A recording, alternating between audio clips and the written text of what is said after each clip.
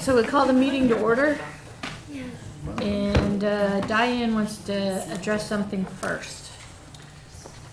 Good morning. I just wanted to let you all know, if you didn't get my note, we are now going to be videotaping these meetings. So we'll have a videotape. It also helps us just capture a better audio tape. But in doing that, Kurt, who is helping us do all the video, he is asking if we can kind of speak into the mic. So the distance that I'm at with the mic right now works really well. But so if you need to speak, if you just kind of put one about that distance from you, that would be great, just so we capture the audio well. Thank you. Okay. Can I just clarify, will that be turned on as the meeting's called to order? Is it a live stream, Kurt? Yes, it is. Yes, it is. But not until you kind of gavel in and begin. Okay. Thank So you. before and after, no. Okay, thank you. So it is live stream, and then we have the archive of that video that will be up on the website for the Affordable Housing Advisory Board. Okay, thank you. Trying to be just real transparent with everything. Great. And the first agenda item is general public comment. Is there anyone from the public who'd like to address the board? Okay, seeing none, we'll go to item number 2, approve the minutes from January 14th, 2019 meeting and retreat. I move that we approve the minutes. Second. It's been moved and seconded. Let's vote. All in favor say aye. Aye. Opposed? Great, the minutes pass. Number 3, monthly financial report. Danielle's gonna cover I will that. take over this. There isn't a whole lot of change from the last meeting that we have. As we get further into 19, we'll have the 19 budget up there, but there's not a whole lot to report on that front, so we'll be getting that up shortly. Great. This looks like it's going to be a short meeting. The next agenda item, number 4, review revised draft of 2018 AHAB annual report. So we made the adjustments to this report based on your feedback last time. I think we changed the acronyms, and I think there was another item that we also updated. So just wanted to get this back in front of you to see if you had any other suggestions on it.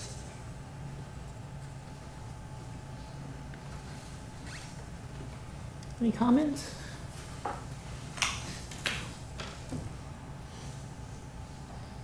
All right, and so Diane, would you like us to officially adopt it at this meeting? Yes, I think it would be helpful to make a motion and approve this as your annual report, and then we'll make sure that it gets distributed. I'll move that the advisory board accept the 2018 annual report. Second. Okay, it's moved and seconded. All in favor say aye. Aye. Opposed? The report is adopted. And the next item, number 5, review draft of 2019 retreat summary. Good morning, members. I will summarize this summary for you. Scott McCullough with Planning and Development Services. This is the retreat summary, and thank you all for your participation in that again. It becomes the guide by which we do our work session with the City Commission tomorrow evening, and Member Oury has voluntold to be in attendance to help with that work session, and I know will represent AHAB very well. So just going through this a little bit, you'll recall that we had a few different little revisions to the guiding principles that this board has agreed to work under, right? That needs should be reasonable, should be addressed reasonable and broad, that there's no silver bullet, that we can ask the private sector to help in addressing affordable housing due to the public sector investments and entitlements that provide value to the private sector in development especially, and that housing investments should be focused on the areas where the market is unable to meet the housing needs that exist. And that those needs were really brought to you in terms of the housing study completed last year, And so you requested that those numbers be up here in the summary. And we did make a note here that this 5,200 households of renters who cannot afford their current rentals and who are cost burdened really did include some of the students. And so we added that footnote here that a member of the audience reflected during the retreat. And so again, just to recap, those are the data points of need and gaps that we're trying to fill. There we go. So that's that's about half of 5,200 households who can't afford their current rent. Renters who want to buy and could be candidates for ownership, about 2,000. Families experiencing or at risk for homelessness, about 700. Households with disabilities, with accessibility modification needs, about 500 of those households. And renters with units in poor condition, about 3,000 there. And owners with units in poor or fair condition, about 500. So clearly there's a need in the community that we think we can address. So that led us into some discussions about goals for 2019, and you had some ongoing goals to advocate or build community support for increased CIP and other funding in the city's budget processes, to leverage the current budget amounts, especially the CIP amounts from the city, as well as, I believe, the trust fund sales tax dollars. And then we asked you to identify or clarify, confirm some additional goals that came out of the housing study primarily. And so that's what these goals are. The goal to narrow the rental gap for non-student renters earning less than $25,000 annually. We had some discussion, probably want to discuss a little bit more today even, this idea of should we put a number after each goal? Because we kept them in there because there wasn't clear majority consensus to do otherwise during the retreat, so we thought, well, that would be a good discussion topic for you today.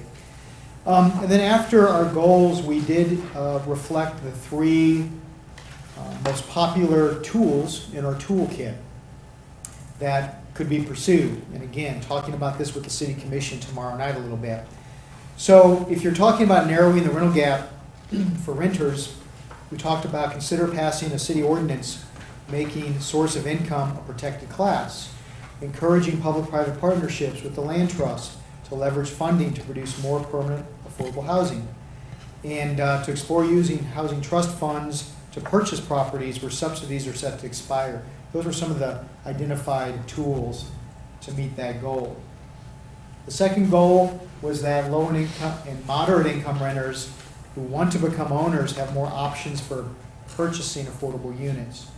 And the tools worth exploring there was using trust funds to expand the current homebuyer assistance program, funding the preservation and rehabilitation of small and modest homes through different methods, and consider relaxing development requirements for the creation of permanently affordable units. And in fact, next month, we hope to bring you a text amendment that addresses this one a little bit. It was initiated a few months ago, and the idea to allow for a little more density in RS zoned districts.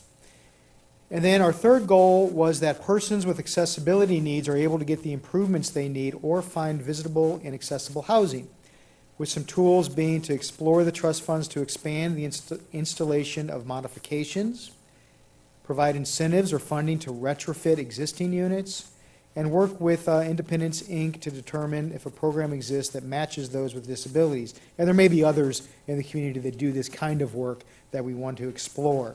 So again, these aren't programs that are up for your approval or consideration. These are sort of tools that would need a lot more exploration and pursuing in order to build our programs. And two more goals. One is that residents in unstable housing situations have more permanent, affordable, and supportive housing options. So building partnerships between nonprofit housing developers, homeless service providers, and private developers to provide more housing.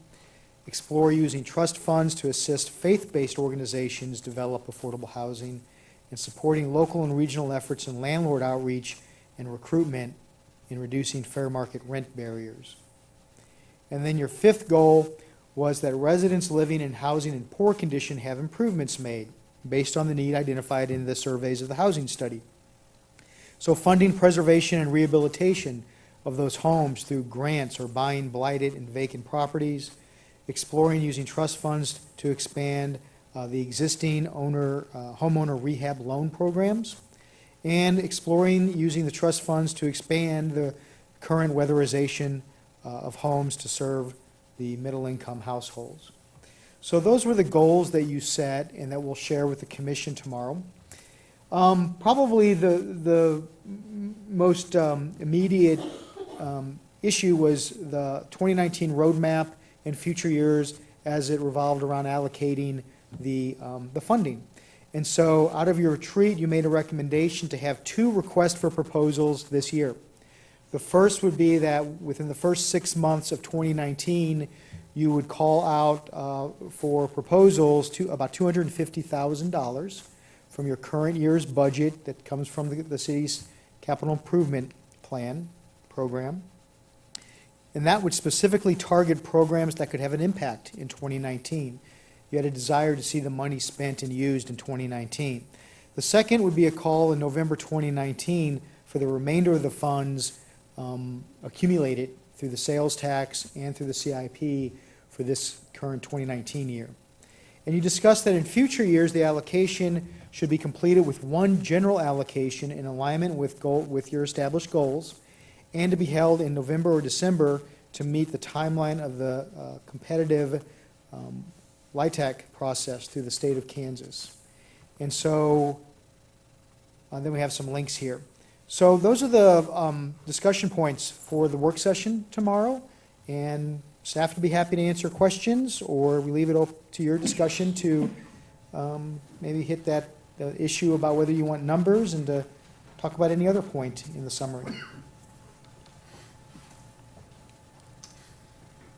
Anyone have a comment generally on the retreat summary, changes? I have two comments, actually. Mhm. First of all, just a note that we presented this to the Justice Matters Research Group on Saturday and had probably an hour's worth of this really good discussion around this, and it got a lot of positive feedback out of that group. So just a note, side note. The other thing I wanted to make a note on was on 1C, short-term goals. On the rental gap, C says fund using housing funds to purchase properties. I think maybe secure properties would be a better term, because we may not choose to purchase them. We may try to get some kind of option or some other means of ensuring that they are affordable outside of actually purchasing.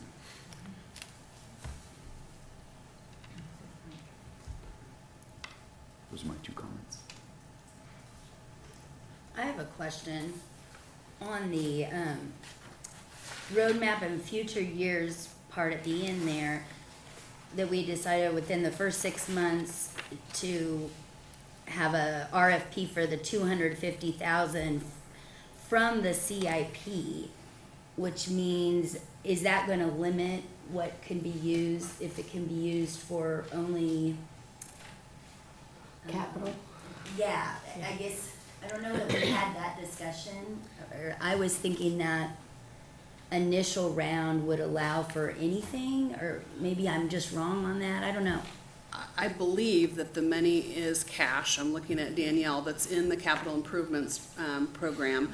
What happened last time was that some monies were anticipated to be bonded, and the bonding requirements did not allow anything but capital. Is that right, Danielle? Yeah, we have changed it, so now the allocation's coming from the general fund. So it is wide open in terms of what you guys want to use the funds for. So yeah, there's Yep. no issue there. Nope. Nope. Thank you. Got one clarification, or request for clarification. I don't have it in front of me, but the item to improve houses or apartments. Mm-hmm. Did we discuss or clarify whether those apartments would be owned or would those be apartments that are rented? Is that a point of discussion or clarified? I don't think we've limited. I don't think any of the tools are intended to limit. I think they're intended to explore Okay. any available option. Well, and I would say that we can't improve anyone's apartment without the owner approving it. Correct. So, Or improve a landlord's property, improve their value. Yeah, Okay. I mean, it's a good point, it's a good question. I think one of the things is to determine kind of what that connection is to affordability, right? So any program that we want to pursue should have that connection to affordability. And it may not, we talk a lot about permanent affordability, but there may be needs out there that just get the ball rolling for a low-income person. And so it may or may not be permanently affordable, but it shouldn't be just addressing needs of the market rate.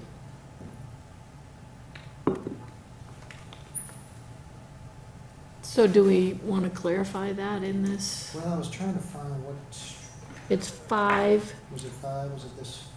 Yeah, this is Oh, some- homes and apartments brought in good condition, yeah. Well, again, because it's so broad, I'm not sure that we want to necessarily limit or reflect every broad intent that we have, but I think that is the intent for it. Could we put something in there, refocusing it towards the 30% AMI or something like that, so it's got at least that limit on it? In the goal itself, or 70 affordable homes and apartments brought into good condition? Is that where you see I it? was thinking in the goal itself, so that it's not just open-ended for anybody to apply for it, but limiting it to those on the margins that have the largest need for affordable housing. Yeah. On one of the other goals he just simply said for households that qualify, Something without, like that. without setting a standard I yet. like that. So maybe that would be a way of middle ground. Yeah, that's a good idea. Well, and similarly, I heard on the other end, in C, it says explore using housing trust funds to expand the weatherization of homes to serve middle-income households. Which I'm not sure, I guess I So- prefer that would be open-ended too. So I we've mean, got- because we would wanna serve Certainly low-income prefer. too, not just middle Or, income. yeah, urban sector. We've got a can number qualify. 2 here. It starts with low and moderate income. Maybe we say low and moderate income residents living in housing in poor condition have improvements made. Just to be in alignment with number 2 here. I like that.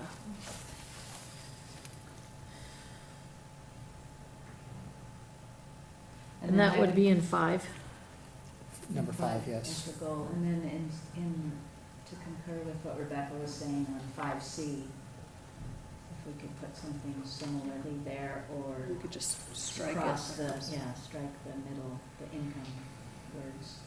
Right. If we're trying to make it vague, can we, instead of homes and apartments, can we just say units? Good.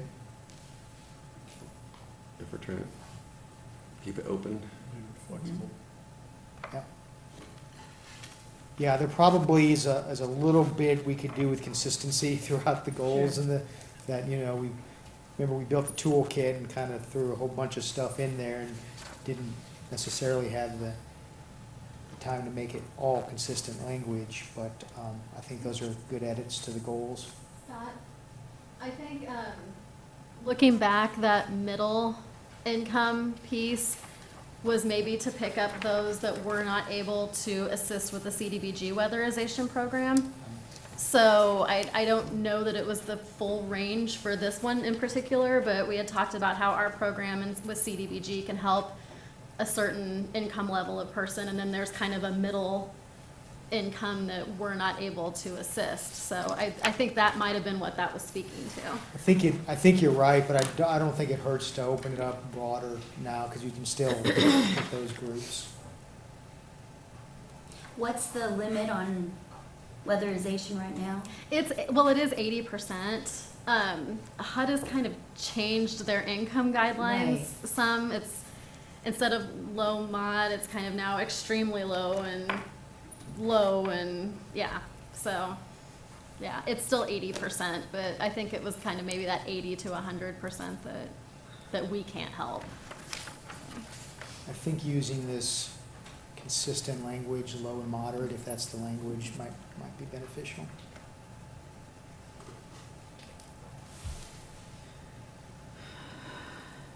Okay, and so far, the possible amendments I have, so just recapping, is in 1C, we would change, explore using housing trust funds to purchase, we'd change purchase to secure properties where federal subsidies are set to expire. So that's 1. And in 5, I have change it to residents living in low to moderate housing in poor condition. Wait, does that sound right? You could I say think we low to started moderate with- income residents. Yeah, income residents living in housing in poor condition, improvements made to 70 units. And that begs the question, are you keeping the numbers after each goal, your metric?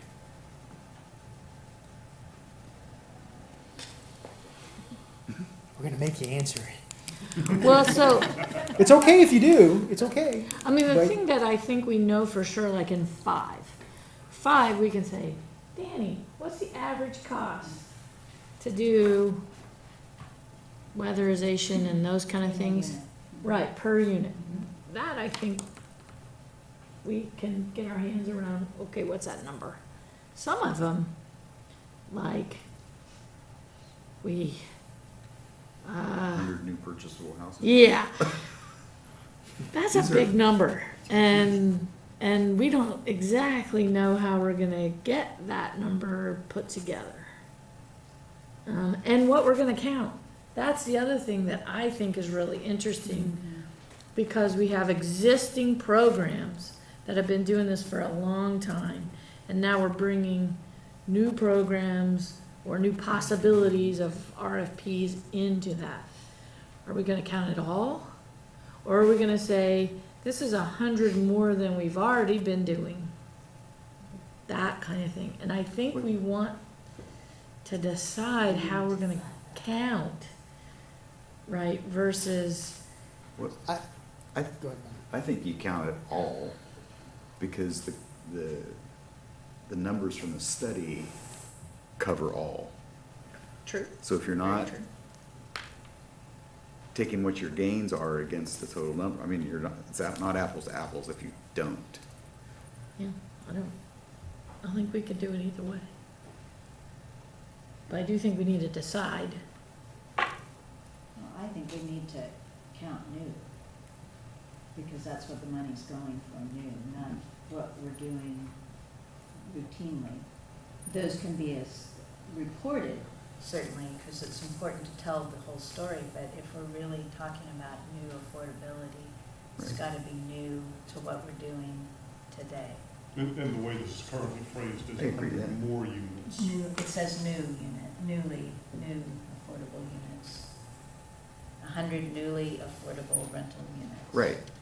So let's do a hypothetical, and Rebecca, maybe you can help me, but Rebecca's done the most development here.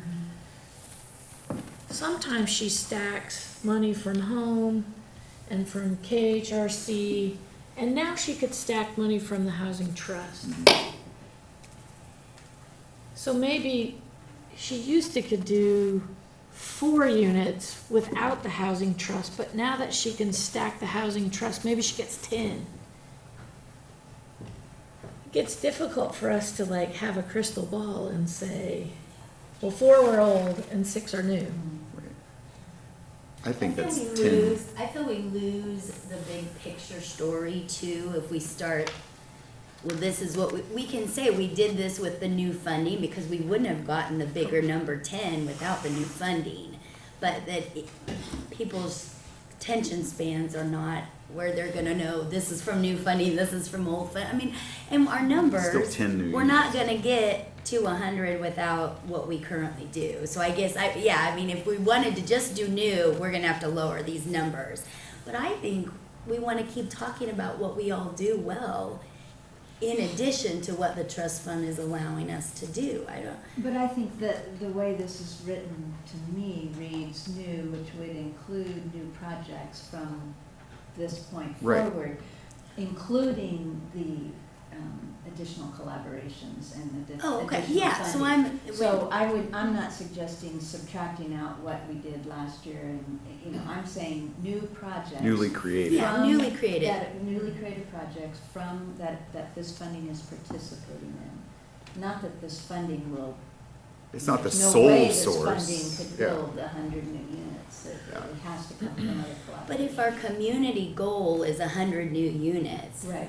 we could report the funding has allowed us to do this many more, but we are getting to our 100 goal because Habitat built 10 Right. and TTH built 10, Right. and then we did 30 more.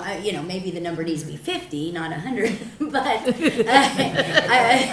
but I mean, I guess I'd rather use that bigger number, even if not all of those projects are newly created from the trust fund money. Because as we're moving forward, we're all creating new affordable units. Otherwise our numbers are gonna be littler, let's be honest. Right.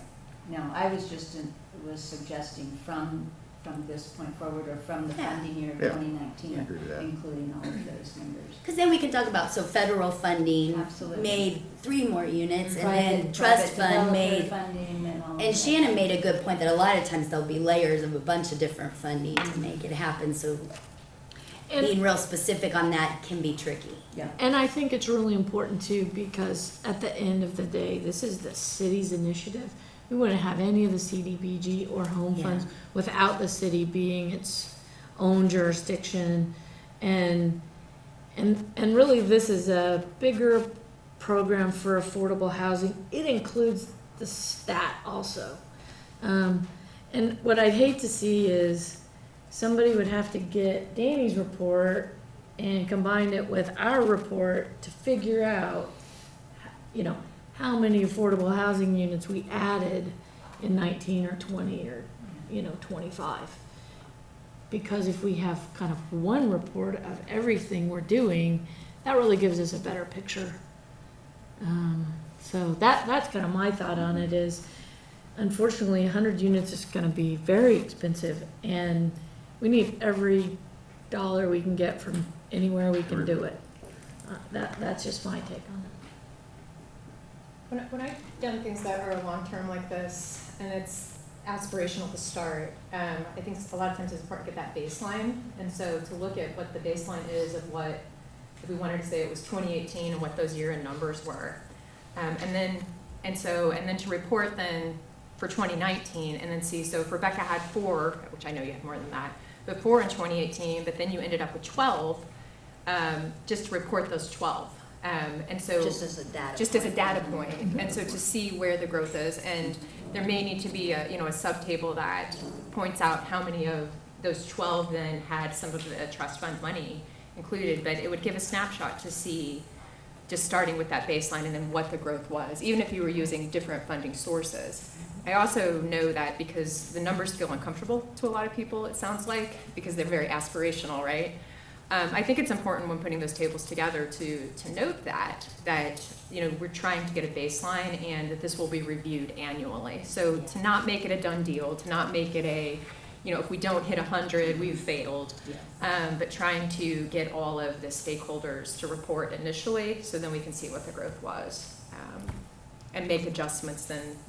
For me, at the end of 2019, we want to look at it and see where our progress was and then maybe set for next year's goals, what that new number might be, or how many additional beyond that. So I would encourage us to get a baseline of everything, and then report everything all in then at some point later in this year.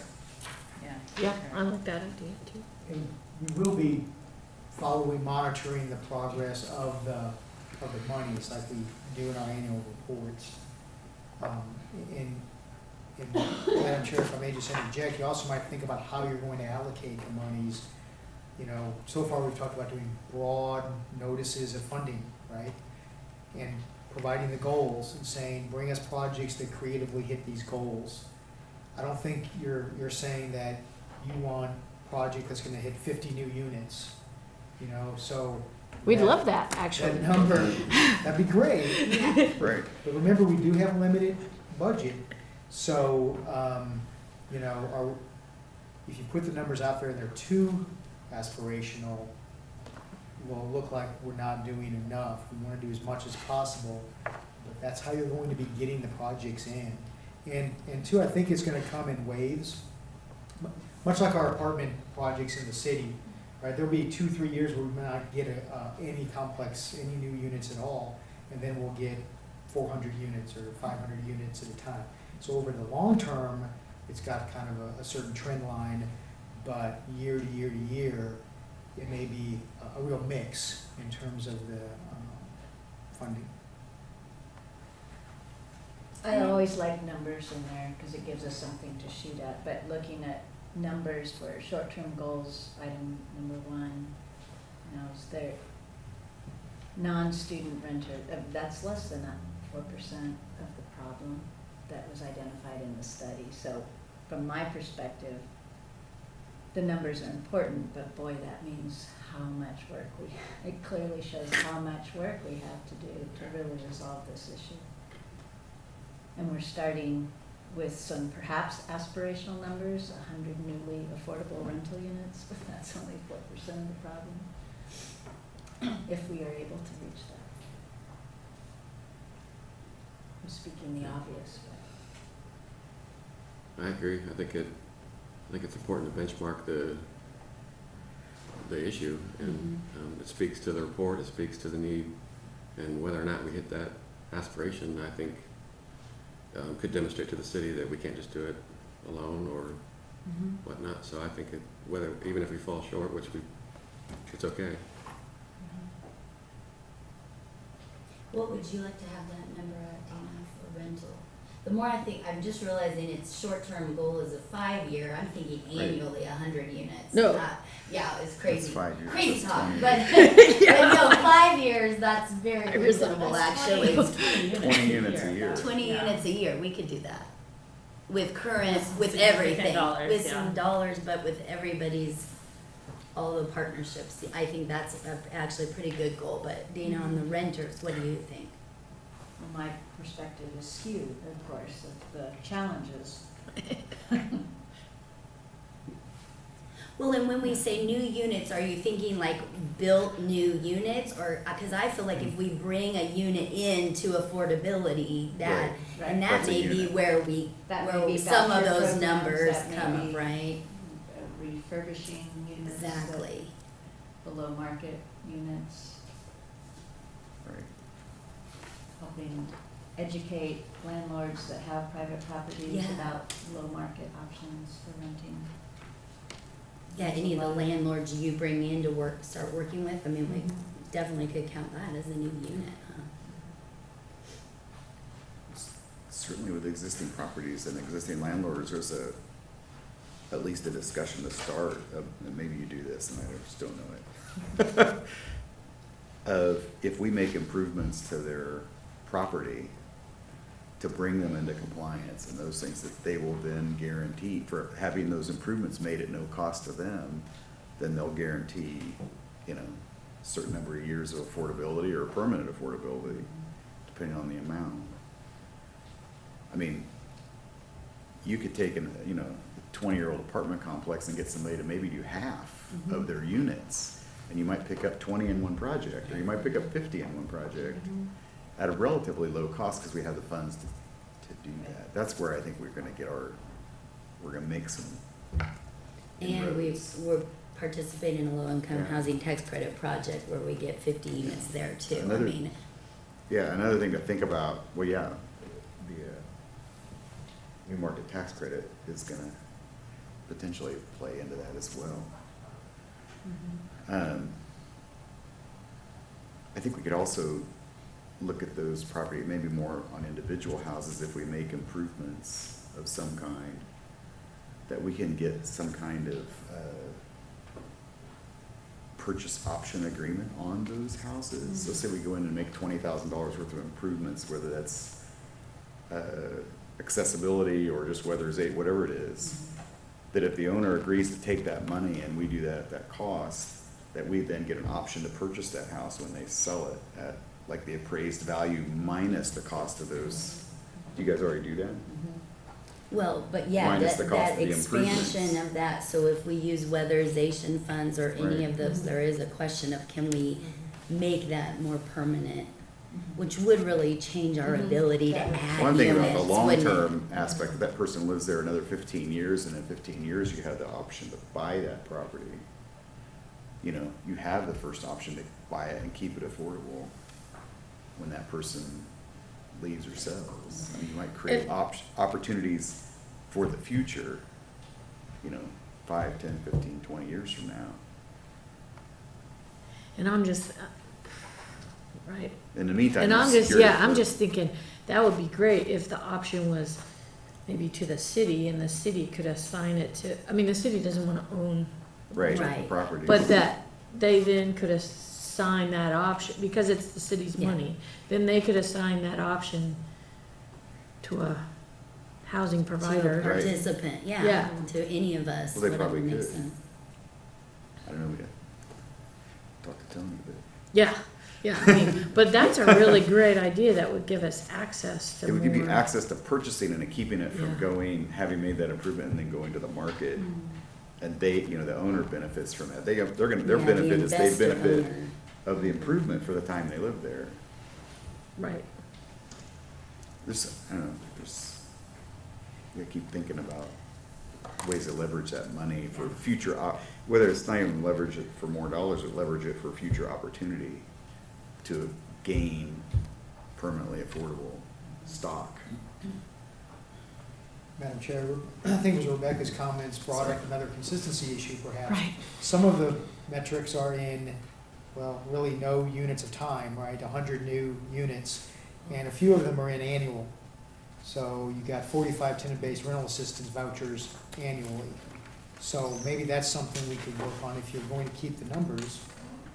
To just clarify, are we talking annual, 5 years, or do we want to convert everything into annual, you know, that kind of thing? wow, and 570 annually.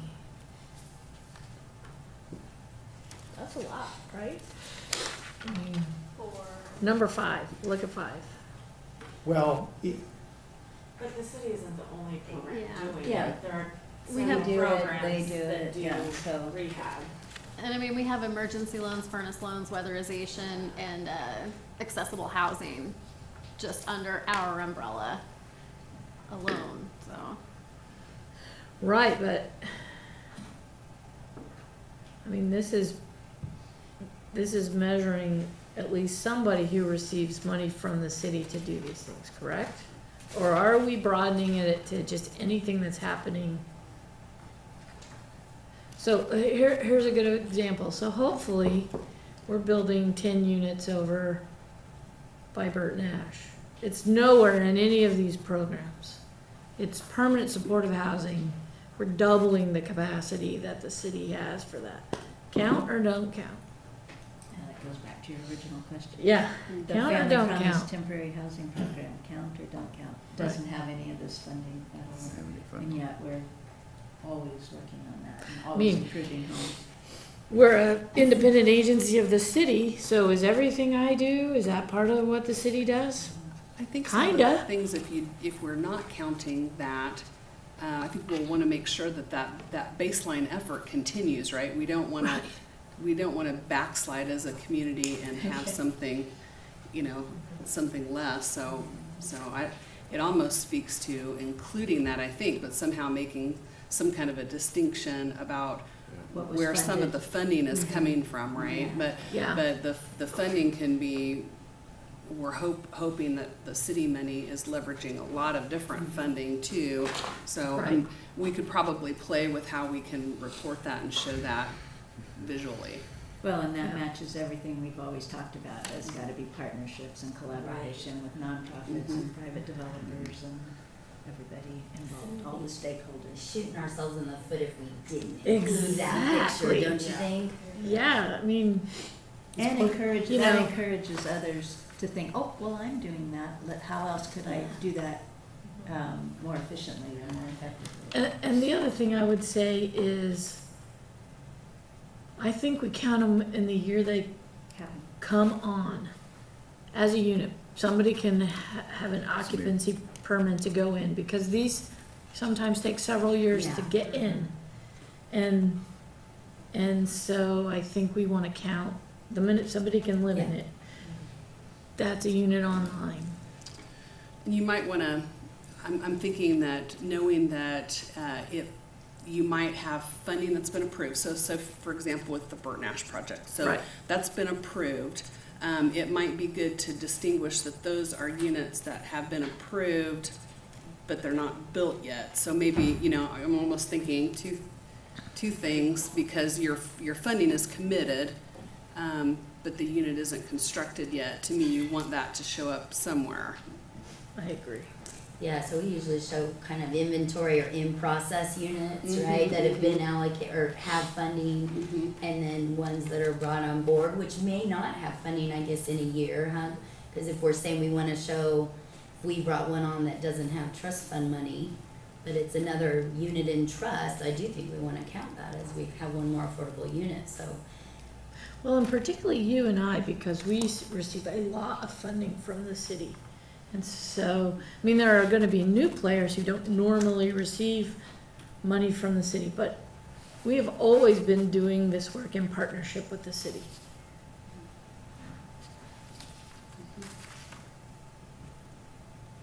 But don't want to lose, how we measure is very critical and very important. Exactly. But I also don't want to lose our mission of increasing affordable housing. And so I think getting lost too much in the weeds of how do we count that takes us off the eye of increasing affordable housing to some degree. If we could just set some broad brush rules that include reporting of units that came on board and became livable the year that, then we count that, whether they receive direct city funding or not.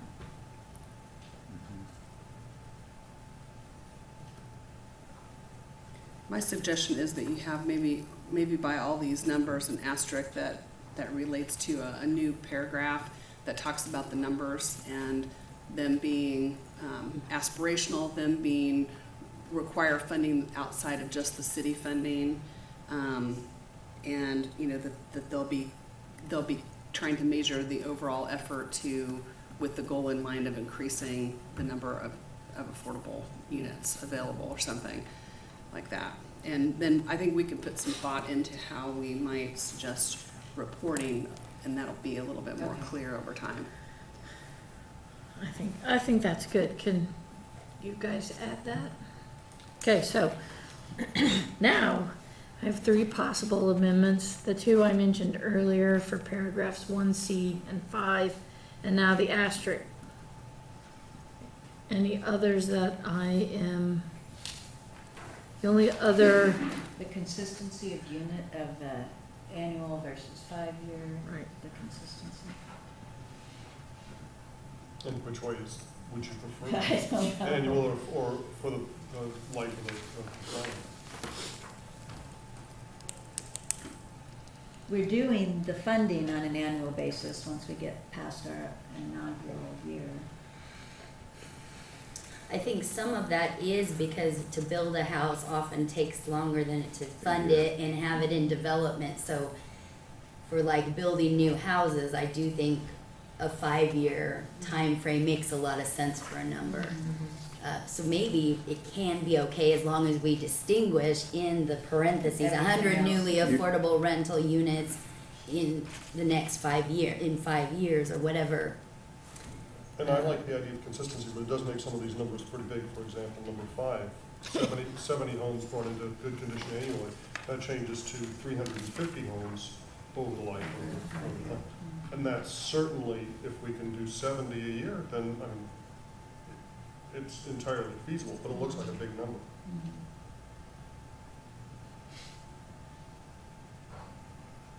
yeah, I guess I'm okay with, So- as Thomas is saying, having a little different numbers as long as we're clear about our time frame and how we're, I don't know. I know consistency makes sense, but sometimes in defining our goals, we may not be able to be exactly consistent without it skewing what we're trying to talk about.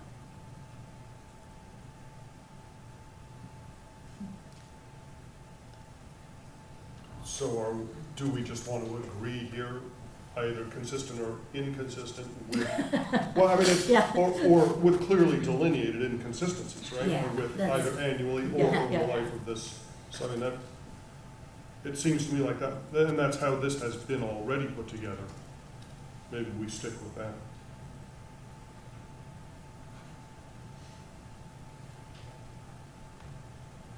I agree to stick with it, and then just, again, with the commitment to review it then Yeah. at the end of 2019 and make decisions then of, do you make it then annually, and make it more consistent at that point. To stick with it at this point would be my thought, not to get too much into the weeds. And so number 2, Scott, is that 100 more units are affordable to low and moderate income renters who are qualified to become homebuyers. Is that annually, or is that the 5-year? That's over the 5-year one. And where is that? So that needs to be Where added is to that? that Is one. It the came same- from the study. It's These the- were adopted from the study. Okay, so So we that would need was- to have the same kind of language, just clarify that in item 1. In item rental, 2, yeah, but all of yeah. those I think are 5-year, which makes it more reasonable, because I don't feel that that's very attainable in 1 year. Does anyone feel that that is even as aspirational as I'd like Those to of be? you who do that, what do you And I think? I think essentially goals 1 and 2 were spread over 5 years, as I read Okay. it. And 3, 4, and 5 were Were annual, annual. because they were noted as annual. So if you want us to just clarify or keep it open and understand that, maybe that's in the asterisk. Yes, in the asterisk, maybe what you say is goals 1 and 2 are over the 5-year period, and goals 3, 4, and 5 are annualized. And I think what we're discussing is when you saw the housing study, you saw some giant numbers, and I think we're trying to right-size it Mhm. to what we think are more reasonable, what we can do, until we get some time with it, so that we can really see and understand what the fund is gonna produce. I love the idea of the reevaluation, the annual reevaluation piece in that paragraph too, because I think that gives us a little disclaimer, but also, or disclaimer of these are a baseline or we're just starting, but that we will annually review, which gives us accountability over the long term. Yeah. Yeah, we've yet to have that first $1 million to put out there to see what it generates. Yeah.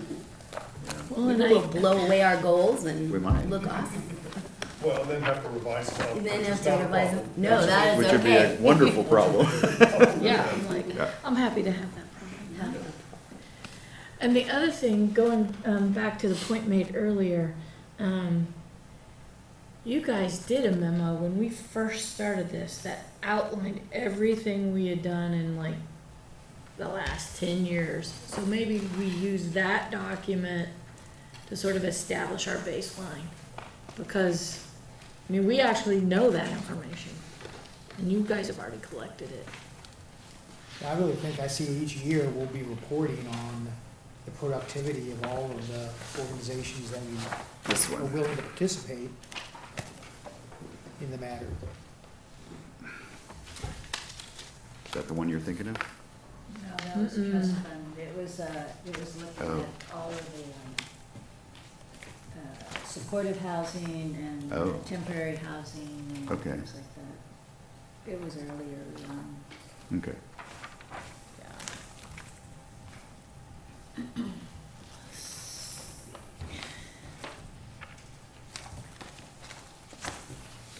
I'll find, I have it. Okay. It's there somewhere. It's in here somewhere. But I think that may be a good point, a good place to start as we start building the next kind of, here was our baseline, here's what we did. And gosh, that was a good time period that kind of showed, 8 units, Yeah, that would be a good um, historical baseline. right. So.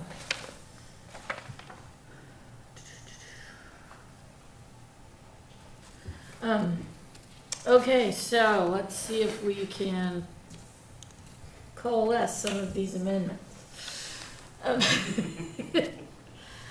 Um,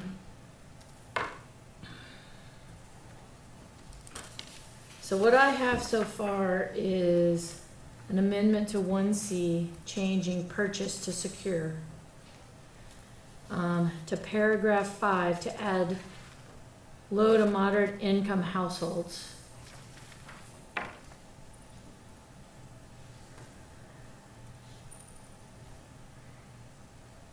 And to add an asterisk that talks about measuring the overall effect, adding a comment about reevaluation, and that the numbers are aspirational. Anything else in the asterisk that I'm missing? That they cover different time periods. Yes. And will be reviewed annually. I would put that in there. Okay. And we could add that it anticipates leverage of the city funding to attain. Great. Anyone want to make a motion to make those changes? The consistency, inconsistency, annual 5 years, that's covered in the asterisk. Yes. Okay. Mhm. Correct everything else.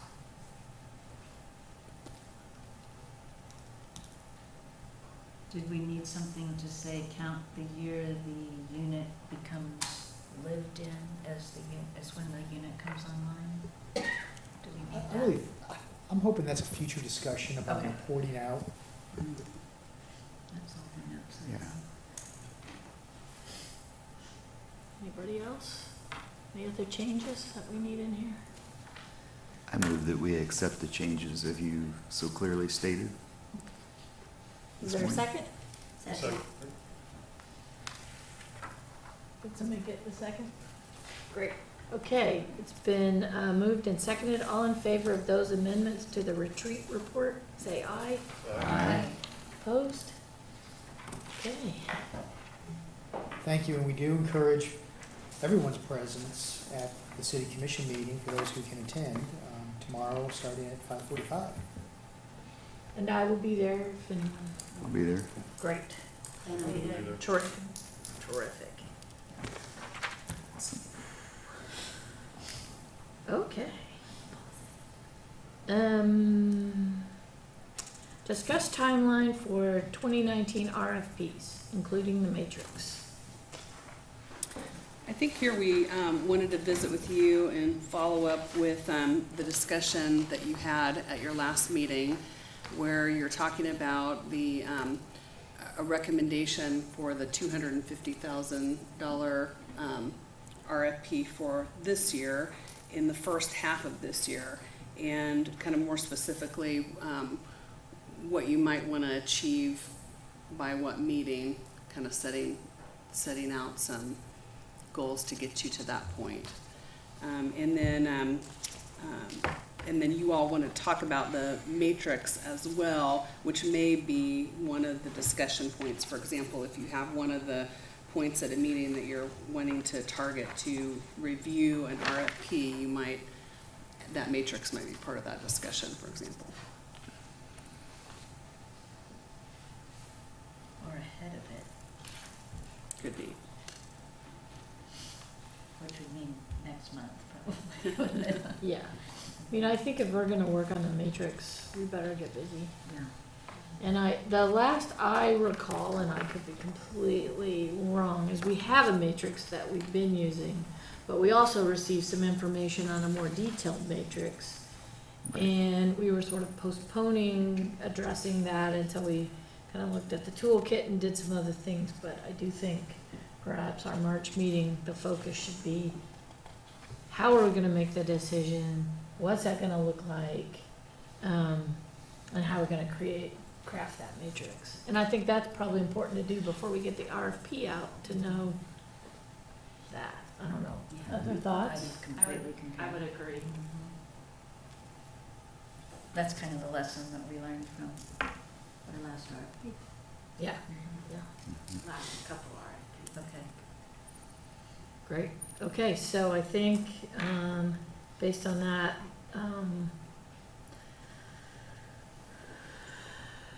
we want to review the matrix. So I think our March meeting, our big task will be to review the matrix.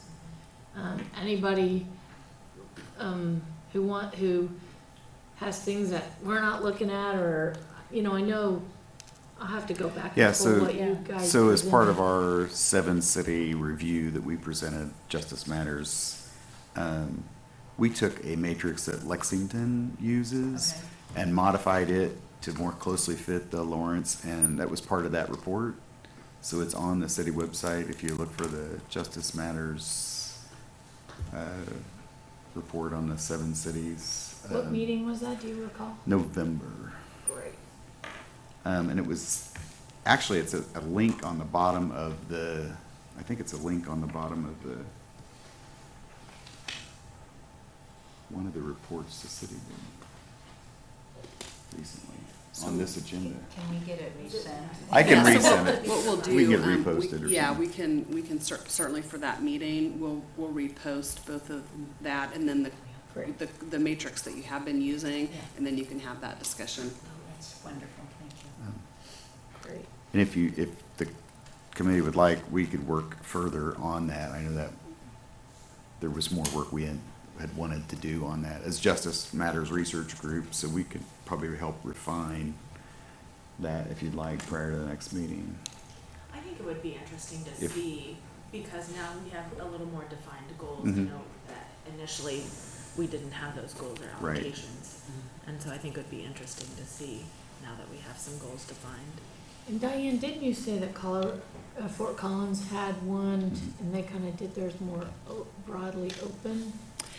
They did an RFP process that was open, like what we've been talking about.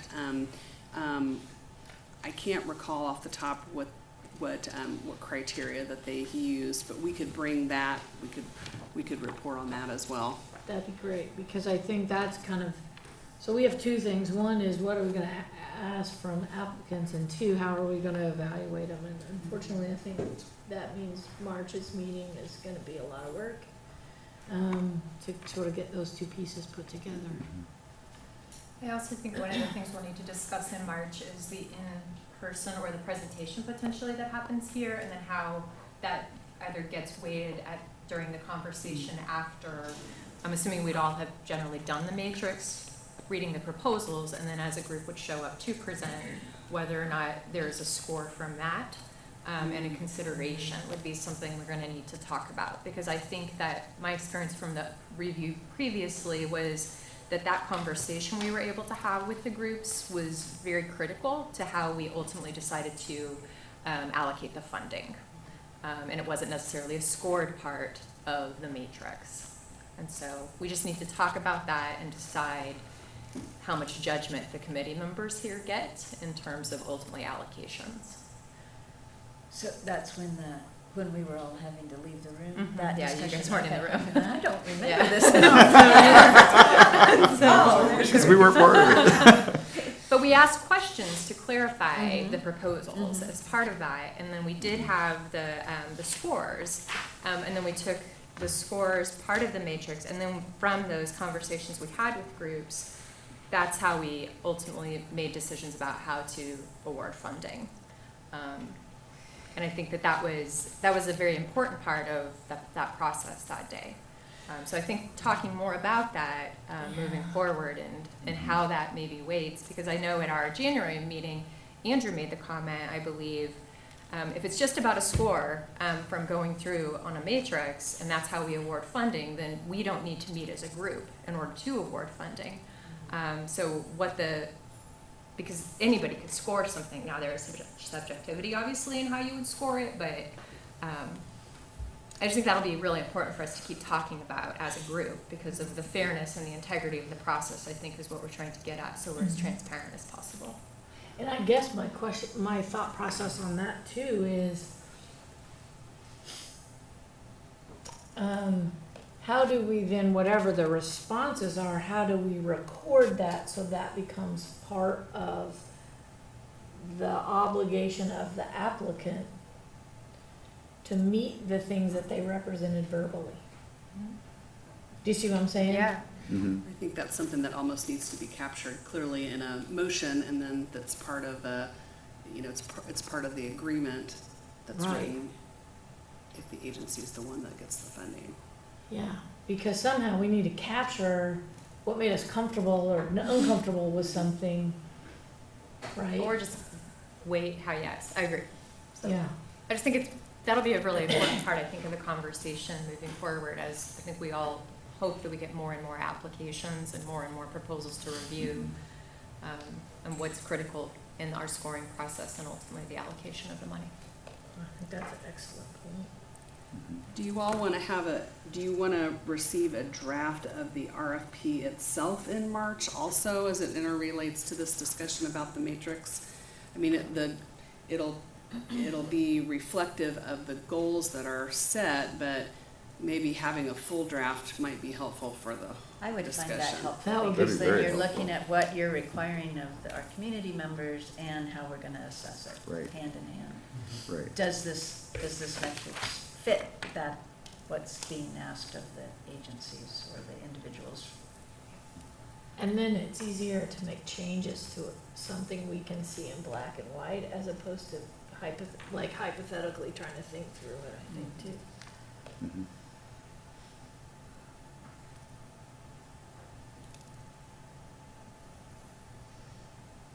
Okay, so I'm gonna recap that we are going to, in March, review the matrix and an RFP. The inputs are, we're gonna receive the prior work that Justice Matters put together on a matrix. Possibly, if we can access it, an RFP from Fort Collins. Any other inputs that people want to make these evaluations? And a draft of our RFP. We'll of course have the matrix that you have been using. Mm-hmm.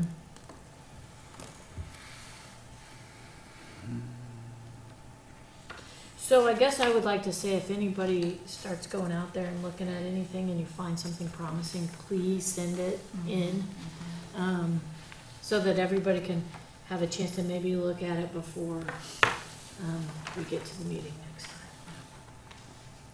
Madam Chair, as far as the other calendar then for the spring, do you want to just kind of play it by ear to see how the meeting goes in March as to whether you're in a position to sort of recommend this RFP be issued in this way, or maybe have it come back in a more clear draft in April? We were just thinking about the timeline of, Yeah, I mean, I'm gonna say based on our prior RFP, and if we're working more towards the matrix that we had presented to us in October or November, those two things do not match up at all. Like if I'm thinking of it off the top of my head. And so I don't know if we can say right now that we would be anywhere close to a final draft of an RFP. Cause this matrix and what we saw are radically different. Yeah. And this Yeah. happens to be the one from Lexington, so, that we started with, not the ones Justice Matter did. I don't know, Just- other thoughts? Do you guys think we can? I hate to postpone the RFP process for that 250,000, because then we're moving up into Pushing things back. the November, December, when people are in crisis. I hear what you're saying, and we do need the measurement tool. Well, But maybe we can get them close enough that we can get the RFP out. and Yeah. Continue this process, and then after we see how it goes using it once, we refine it once again before November. good point. That's Because we're not gonna get it right Mm-hmm. perfect the first time, but if we can make an incremental step and still get our process underway, maybe that's a It's possible. I like that way to move forward. idea. So we're not moving forward to something totally broken. Always best, right? Just incrementally improve. Mm-hmm. That's all we do. Okay, is that good direction? Gives us what we need to do for next Okay, month. So. great, great. Anything else about that process, the first RFP or matrix? Great. Okay, quick updates. And talking about next meeting, it is spring break, so we just wanted to make sure that we would have a quorum and that it appeared that that was still a good meeting date. Not be here. I'm here. I'm here. Sounds like it's good. We'll continue. Just wanted to confirm that. And then we wanted to give you a little update. I think, Danny, you're going to cover this, but maybe as a preface to your comments, I might say that remind you all that the City Commission has been looking at advisory boards and structures and the interrelationship between advisory boards as part of its strategic plan. So the last few years we've been looking at that, looking at opportunities for aligning things better with the boards and that sort of thing. So in that context, I'll turn it over to you. Yeah, the Community Development Advisory Committee is one that you guys are maybe familiar with. That group is charged with the Community Development Block Grant and also the home funding, so CDBG and home allocations, which we've talked about today. This kind of ties in nicely with what we were discussing earlier. So they cover CDBG and home. That's their only charge. So we were kind of tasked with reviewing what other boards do, where the CDAC activities might fall into, so we can kind of better streamline the process. And looking at those kind of divided up, they're two very different grants. CDBG is more of a community development, just as it says, and home is an affordable housing grant. So for us, for staff, we met several times on this, and it makes sense that maybe the AHAB would be the group to review these home applications. This is going to the City Commission as a staff recommendation on the 19th, so it will happen before your next meeting. We wanted to kind of make you aware of it. Basically, the home process, we have 3 grantees within the home program now. We have the Housing Authority, Habitat, and Tenants to Homeowners. So it's a lot of the same projects maybe that you guys have seen with some of your IRFPs that have gone out. The home process currently, the program year runs from August to July. So our process with the CDAC has really kind of gone from October when the application's released to May when the final recommendations are made to the City Commission. And you guys would also be a recommending body to the City Commission.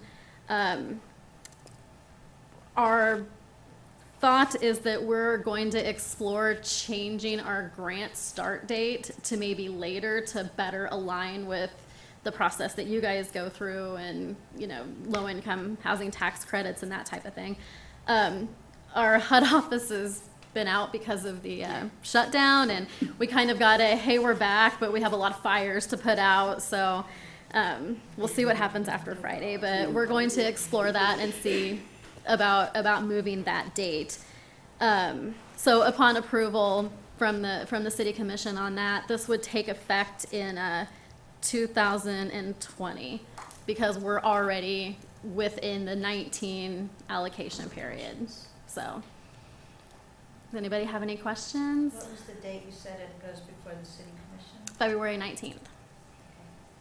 And again, they'll be having some continued discussion from their November meeting where they talked about this, again, in the context of kind of the strategic plan and advisory boards. And so we'll keep you posted about their action. So that's our recommendation, but we'll see what the commission wants to do and keep you posted.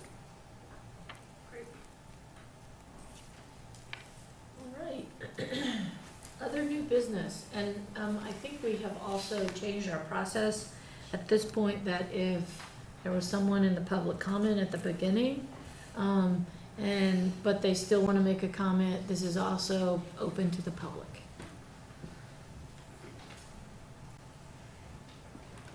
Anybody else? Uh-oh, great.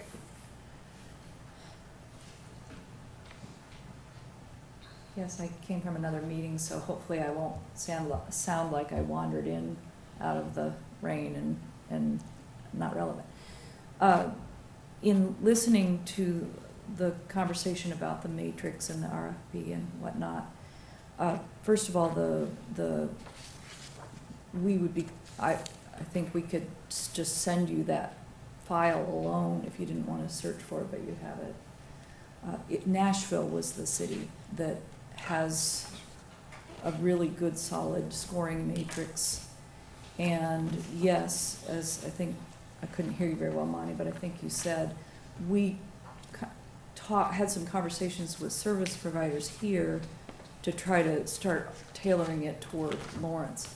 It was developed for a couple reasons. One is to take out some of that subjectivity that you see in a scoring matrix, and so that you're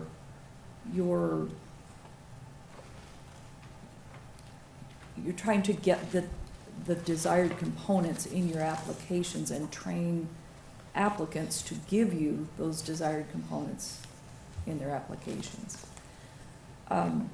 One idea or one consideration that you might take is the scoring or the matrix that you currently use, which maybe is a little more subjective, but captures all of those elements that you want to consider when you're looking at an application.